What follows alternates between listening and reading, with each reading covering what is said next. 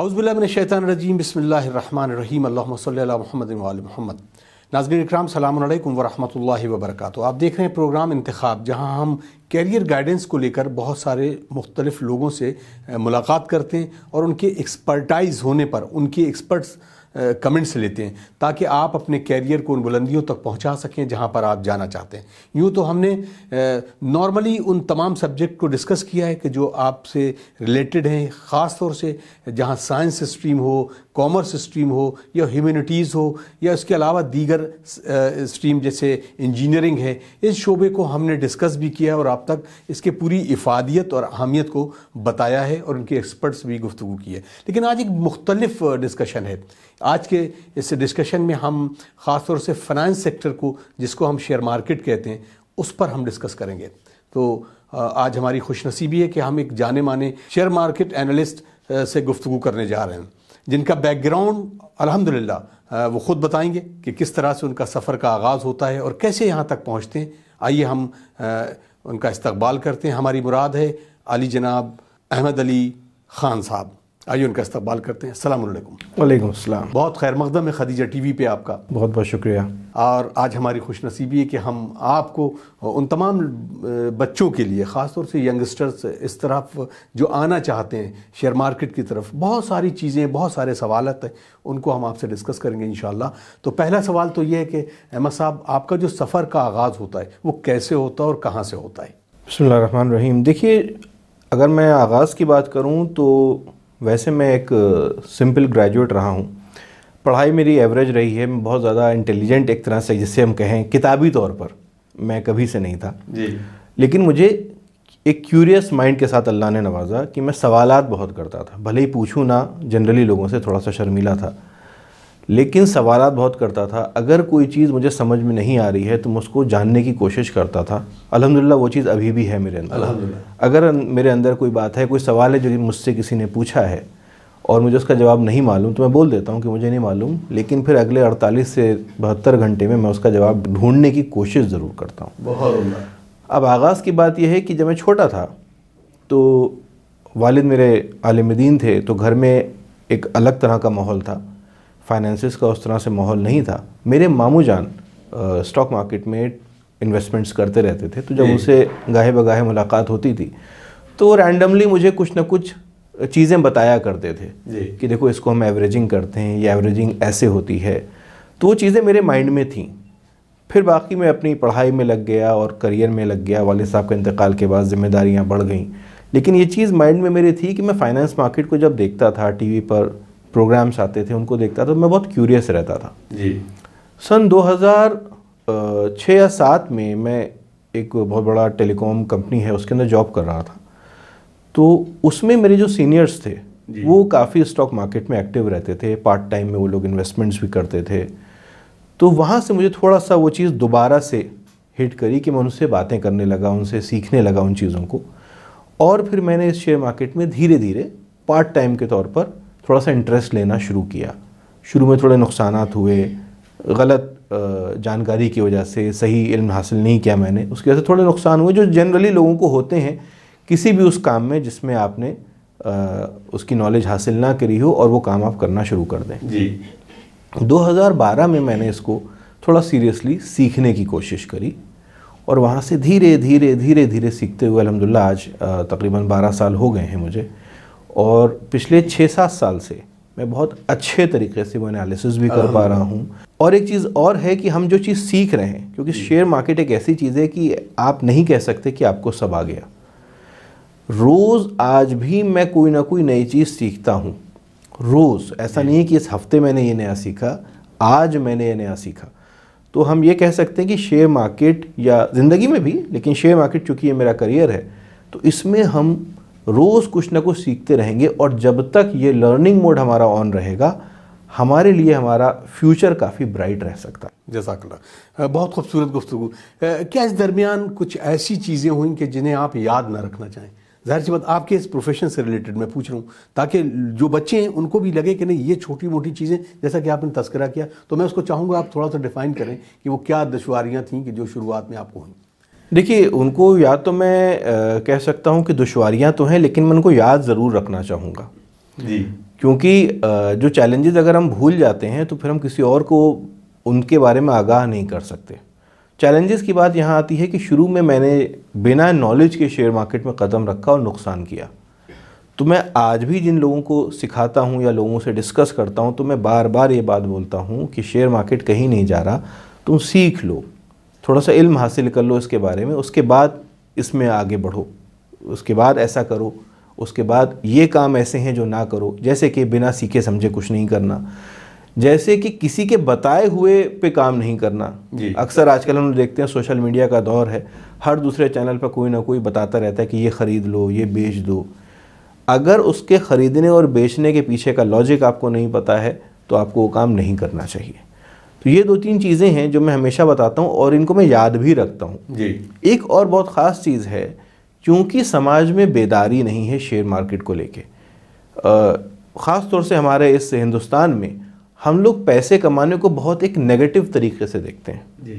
हर वो करियर जो general public से थोड़ा सा अलग होके जा रहा हो, हम उसको बहुत शक की निगाह से देखते हैं, ख़ास तौर से उन करियर्स में जिनमें ज़्यादा अच्छा पैसा बन सकता है।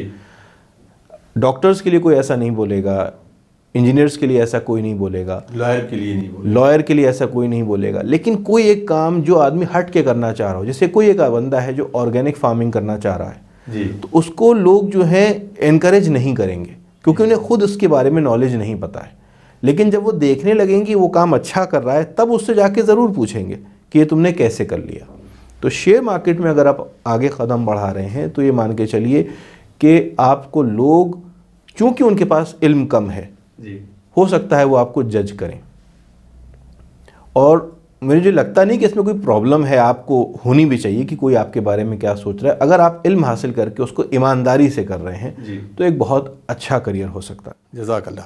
अहमद साहब, अब सवाल ये होता है कि इस कैरियर तक, यहाँ तक पहुँचने के लिए जो एकेडमिक क्वालिफिकेशन है वो कितना अहम है, कितनी एक बंदे के लिए, क्या कोई स्ट्रीम है? मसलन अगर हम जब भी फाइनेंस की बात करते हैं, मार्केट की बात करते हैं, तो हमें नज़र आता है कि हम कॉमर्स साइड या इकोनॉमी, जो इकोनॉमिक्स का बंदा है वो बहुत अहम हो सकता है। तो आप क्या सजेस्ट करेंगे उन स्टूडेंट्स को जिनका अभी +2 है, वो अगर इन फील्ड में आना चाहते हैं तो उनके लिए ग्रेजुएशन के लिए बेहतरीन सब्जेक्ट्स क्या होंगे?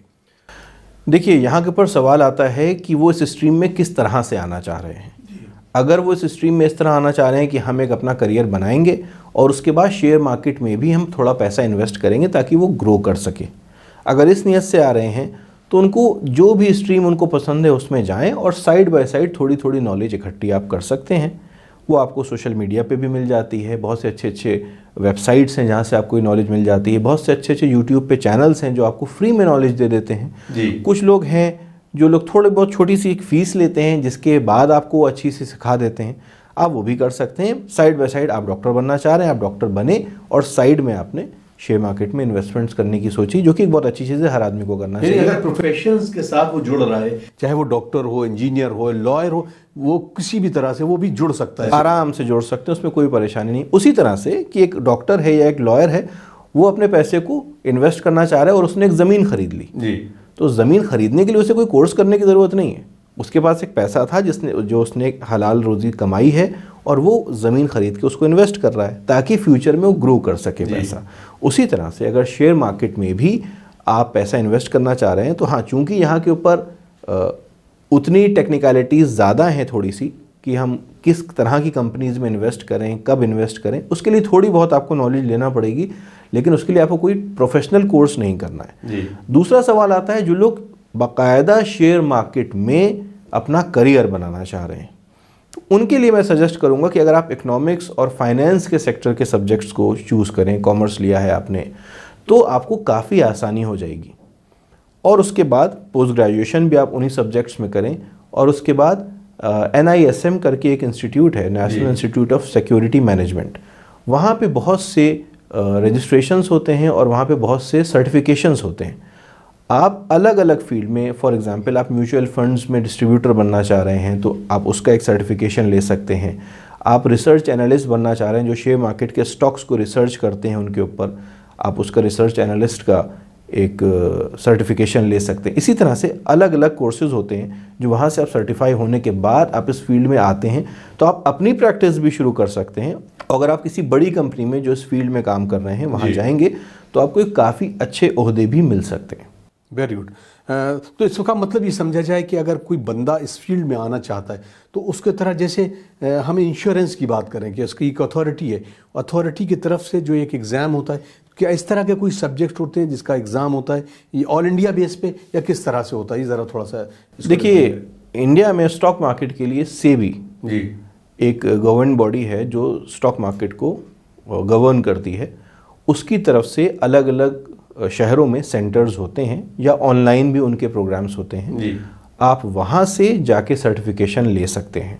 आप ऑनलाइन एग्ज़ाम देंगे, उनके सेंटर पे जाके एग्ज़ाम दे सकते हैं और उनकी अलग अलग डेट्स आती रहती हैं, हर महीने पे, हर 3 महीने पे, हर 6 महीने पे आप वहाँ पे एग्ज़ाम दें, सर्टिफाई करें अपने आप को और उसके बाद उस फील्ड में आप आगे जा सकते हैं। बहुत खूब। अब यहाँ पर आता है कि शेयर मार्केट एनालिस्ट जो खुद तो कुछ नहीं कर रहा है बजाते दूसरों की निगाह में, लेकिन वो अपने हर एक कस्टमर्स को, जितने भी उसका देख रहे हैं, उसको जितने भी उससे टच में हैं, इस फील्ड में यहाँ तक पहुँचने के लिए क्या स्टेप बाय स्टेप एक्सपीरियंस है या इसके लिए भी कुछ अहम कोर्स हैं जो किए जा सकते हैं?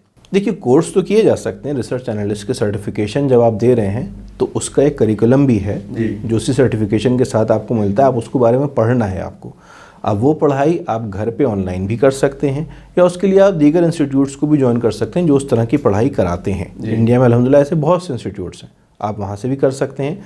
ऑनलाइन भी अगर आप सर्च करेंगे तो ऑनलाइन बहुत से इंस्टीट्यूट्स हैं। अब ऑनलाइन पढ़ाई इतनी ज़्यादा आसान हो गई है कि कोई बहुत मुश्किलात नहीं है उसमें। आराम से अपनी कन्वीनियंट पे, अब जब भी आपको एक कन्वीनियंट टाइम मिला आपने वहाँ पे पढ़ाई करी और बाद में उसको सर्टिफाई किया।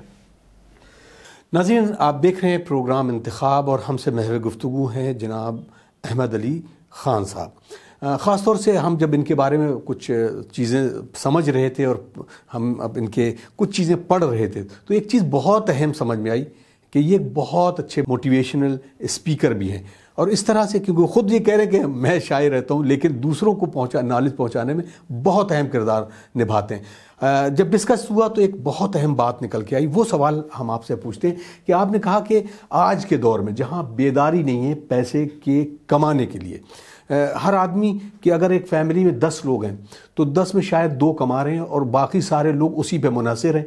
पैसा कमाने की एक ललक नहीं है। वो दूसरे तरह से ये देखा जाए कि अवेयरनेस नहीं है। वो अगर चाहते हैं तो ठीक है कि इधर छोटा सा काम कर लें।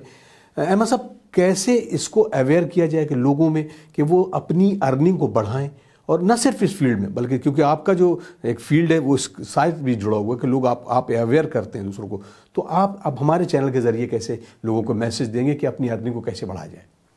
देखिए, आदमी के अंदर सबसे पहली चीज़ है कोई भी काम करने के लिए एक ख्वाब होना बहुत ज़रूरी है जी।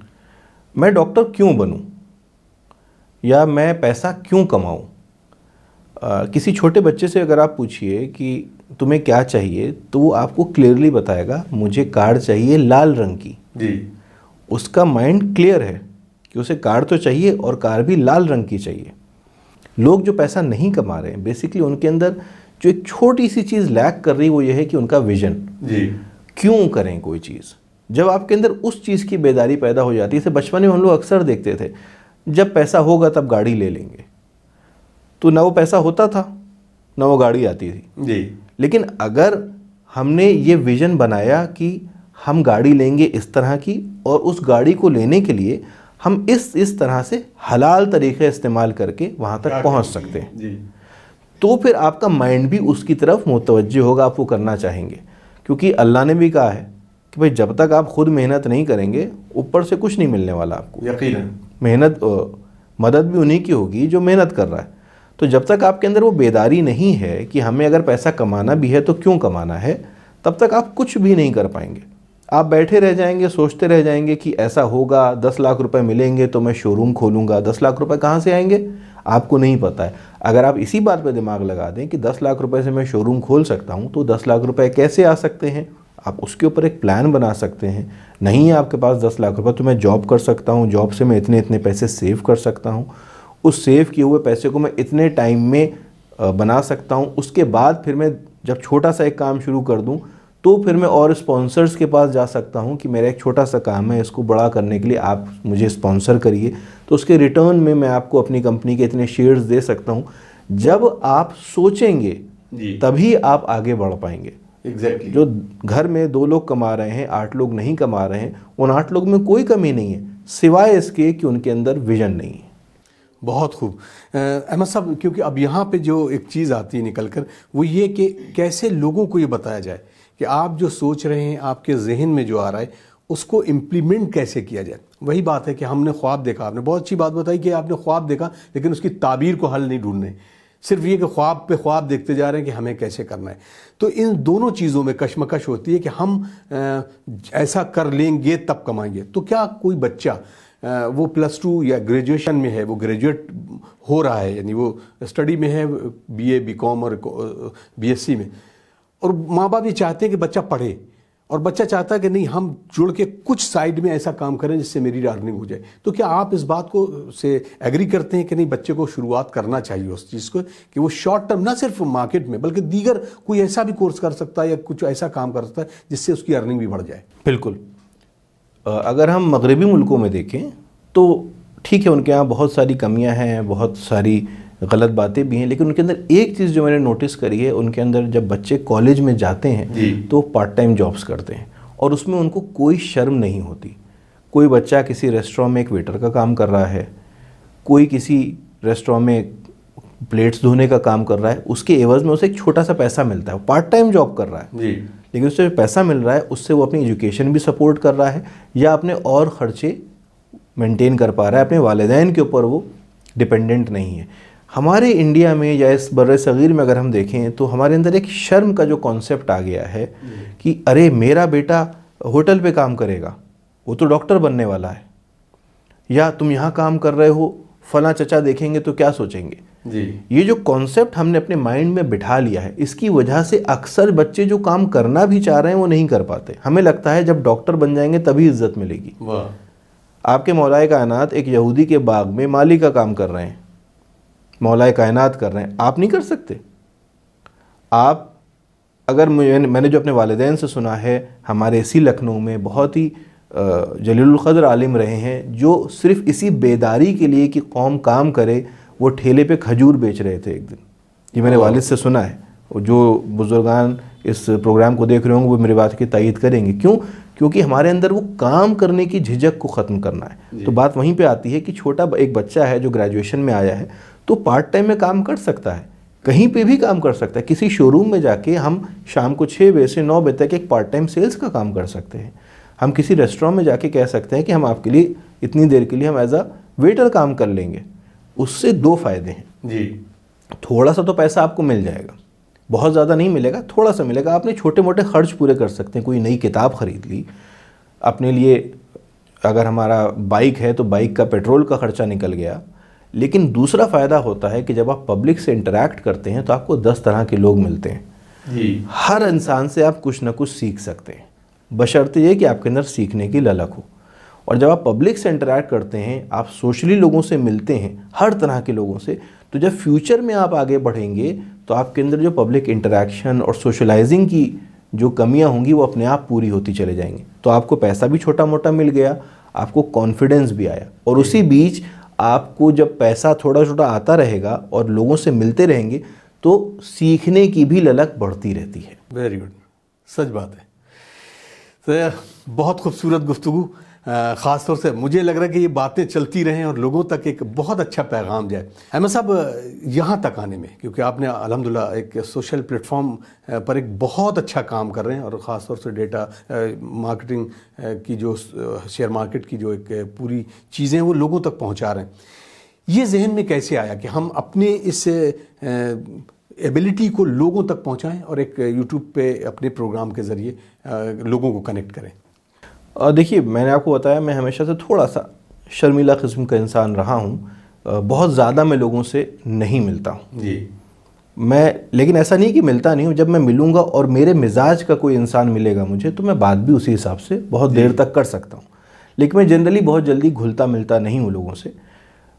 तो कोविड के टाइम पर सबको पता है कि सब कुछ बंद था, मेरा भी ऑफिस था उस वक्त, मेरा भी ऑफिस बंद था, लेकिन शेयर मार्केट तब भी खुला हुआ था और मेरा काम चल रहा था। सबके ऑफिस बंद थे, मेरा काम चल रहा था। तो उस दौरान मैंने ये चीज़ नोटिस करी कि हर आदमी, क्योंकि जब सब बंद है और सिर्फ एक चीज़ शेयर मार्केट खुली हुई है, तो हर आदमी की निगाह वहीं पर है जी। तो उस वक्त मेरे जहन में ये चीज़ आई कि मैं घर में बैठा हूँ, घर से मेरा काम चल रहा है, और उस वक्त हम इंटरैक्ट भी ऐसे ही कर रहे थे। उस वक्त मजलिसें भी ऑनलाइन ही हो रही थी, सब कुछ ऑनलाइन था। तो मैंने कहा कि जब ये काम हो सकता है और हम ऑनलाइन सारा कुछ कर सकते हैं, तो क्यों ना मैं अपनी नॉलेज भी लोगों को शेयर करूं। उससे मेरा भी एक फ़ायदा हो जाएगा कि मैं चूँकि पब्लिक में जनरली जाके बातचीत नहीं कर पाता हूँ जी, तो यहाँ से ऑनलाइन अपने घर के इत्मीनान में बैठ के मैं अपनी बात लोगों तक पहुँचा सकता हूँ जी। तब मैंने जाके इस YouTube चैनल का आगाज़ किया। शुरू में थोड़ी सी झिझक मुझे रही, क्योंकि मैं जनरली इतना बोलने वाला आदमी नहीं हूँ, लेकिन धीरे धीरे जब लोगों को पसंद आने लगी मेरी बातें, कि जो मैं उनको बता रहा हूँ वो उनकी किसी काम की हैं, और उन्होंने मुझसे सवाल करना शुरू किए, तो मैंने नोटिस किया कि बहुत से ऐसे सवाल जो वो मुझसे कर रहे हैं उनका जवाब मुझे नहीं मालूम है। तो यहाँ पे टू वे एक तरह से काम हुआ कि मैंने जो एजुकेशन अब तक हासिल करी शेयर मार्केट से, वो मैं उन तक पहुँचा रहा हूँ। उनके सवालों से मुझे नए सवाल मिल रहे हैं जो मैं अपने सीखने के लिए इस्तेमाल कर सकता हूँ और उन तक पहुँचा सकता हूँ। तो ये उनके लिए भी फ़ायदेमंद है और मेरे लिए भी फ़ायदेमंद है। जब मैं उनको सिखा रहा हूँ तो मैं ख़ुद भी पढ़ रहा हूँ। बस यहाँ से मैंने इस चीज़ को स्टार्ट किया और अल्हम्दुलिल्लाह आज ठीक ठाक ही चल रहा है। अल्हम्दुलिल्लाह, अल्हम्दुलिल्लाह।